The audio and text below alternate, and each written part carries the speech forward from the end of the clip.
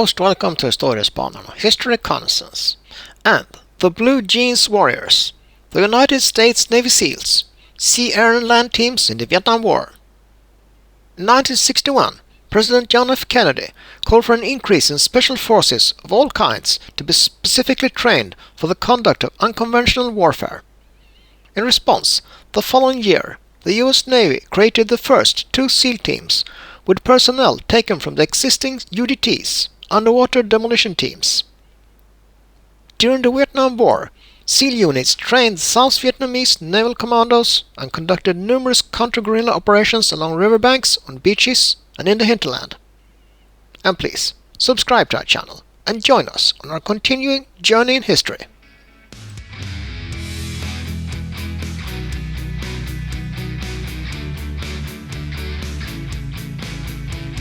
The first United States Navy SEALs in Vietnam did not fight, they advised.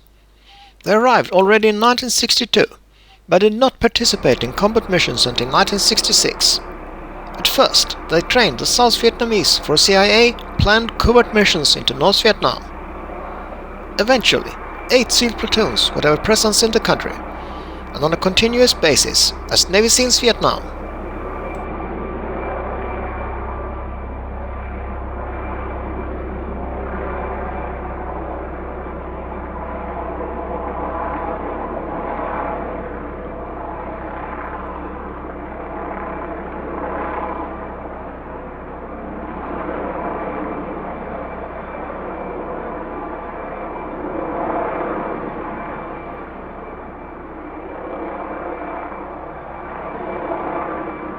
The highly trained elite SEALs were nicknamed the men with the green faces by the Viet Cong guerrillas. There were normally 14 men in a SEAL platoon, consisting of 2 officers, a chief and a leading petty officer. For the most part, Navy SEALs Vietnam said that there was a SEAL squad out on patrol looking for the Viet Cong or North Vietnamese Army every night. They averaged about 100 patrols during their combat tours.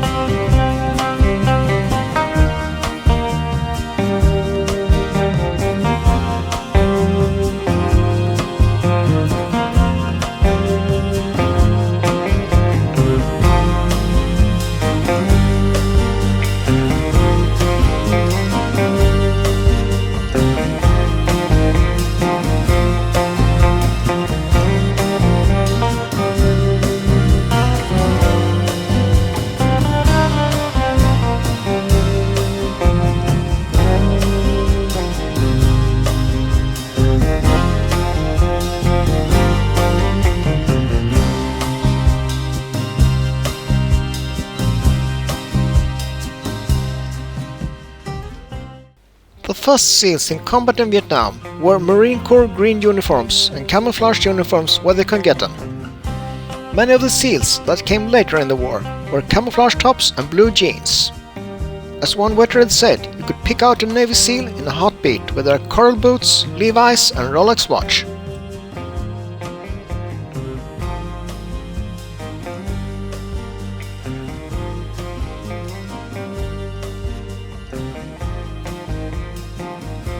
The heavy-duty Denim lived up to its history of durability by repelling mosquitoes, leeches, and the Vietnamese jungle.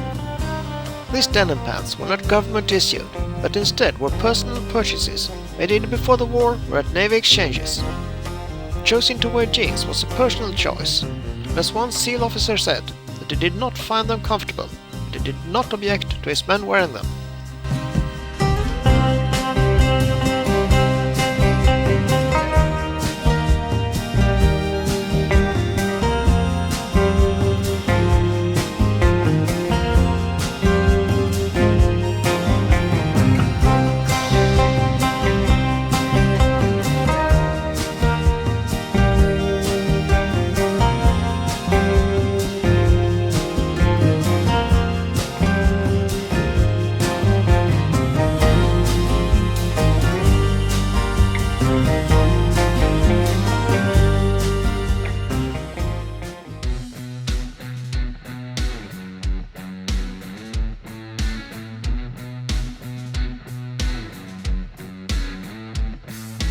On August 19, 1966, a Navy SEAL patrol was sent into Rung Sac. The wetlands was salty forest that was suspected to be a VC, Viet Cong stronghold and supply route. The Americans called the area Rung Sat, misinterpreting it as Killer Swamp. One of the men in the patrol was 28-year-old Radarman 2nd Class Billy Machen. Helicopters had spotted a suspected Viet Cong camp with boats and stuff. And the patrol went there, but halfway, the helicopters that should provide covering fire radioed them, saying, "We're running out of gas, we gotta go home." Coming up on a clearing in the dense jungle, Machen halted the patrol, proceeded into the clearing alone, and spotted an enemy ambush. And he chose to expose himself to hostile fire by firing his weapon on the enemy positions, rather than retracing his steps and thereby compromising his team members' positions. But Machen got killed doing so. By this courageous action, he enabled his comrades to seek cover, form a hasty defensive perimeter, and escaped unharmed after suppressing the enemy fire.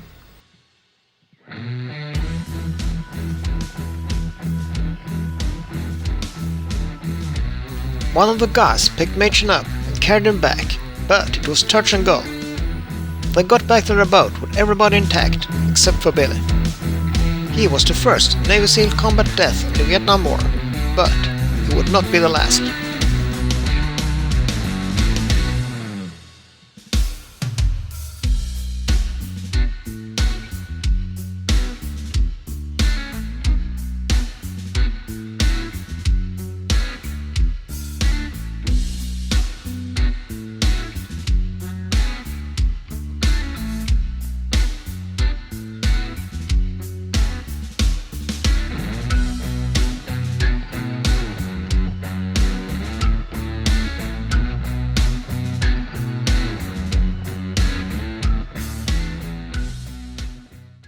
Platoons from SEAL Team 1 and SEAL Team 2 were assigned to a specific operating area in Vietnam, and for the most part operated autonomously. Each SEAL platoon had a Mobile Support Team (MST) boat element assigned. The MSTs were small groups of men specially trained to support SEAL operations.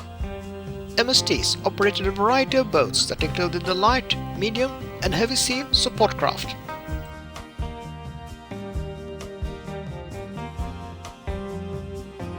Generally, 4 or 5 platoons at any given time were deployed to South Vietnam.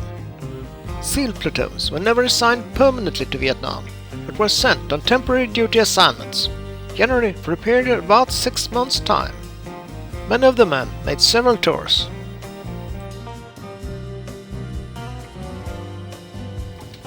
While the majority of SEAL operations were conducted after inserting from boats, it was in Vietnam that the SEALs first began developing hit-and-run air assault tactics using Army and Navy helicopters. Operations involved helicopters in slick or passenger configurations, but were also lightly armed with door guns.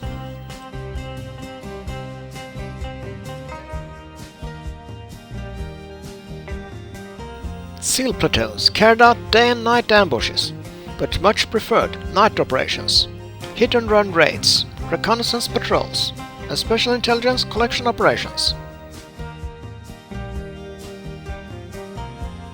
SEAL Team 1's success in the Rung Sac caused a demand for SEAL operations elsewhere, and soon platoons were sent further south to the Mekong Delta, one of the great rice-growing regions of the world and a long-time communist stronghold that would see some of the most intense combat activities in the war. Eventually, the demand for SEAL missions outstripped SEAL Team 1's ability to fulfill them, and platoons from SEAL Team 2 were deployed to South Vietnam. 3 standout missions conducted late in the war in 1972 resulted in 3 SEALs being awarded the Medal of Honor. The first was awarded to Lieutenant Junior Grade Joseph R. Bob Curry for his leadership, despite being severely wounded by a grenade of an intelligence raid that captured important Viet Cong agents and many documents. The second, Lieutenant Thomas R. Norris, received the award for his rescue of 2 downed aviators trapped behind enemy lines. And the third, Petty Officer Michael Thornton, received the medal for his actions a few months later, when he rescued severely wounded members from a reconnaissance mission that was compromised. This is the American Forces Vietnam Network, a division of the Office of Information, Military Assistance Command, Vietnam. The key stations with studios and transmitters in Saigon and Cat Lo, Republic of Vietnam, broadcast at 540 kilohertz on the AM band with a power of 50,000 watts.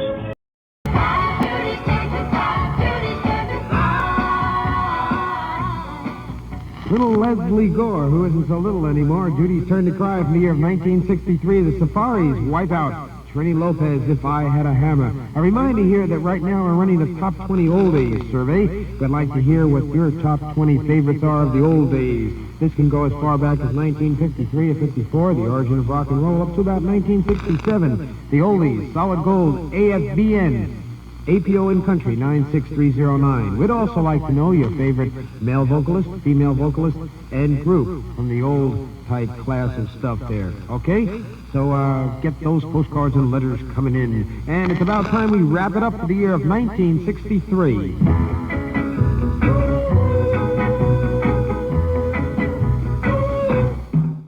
The Navy SEALs' direct actions were considered the most effective anti-guerrilla operations of the war.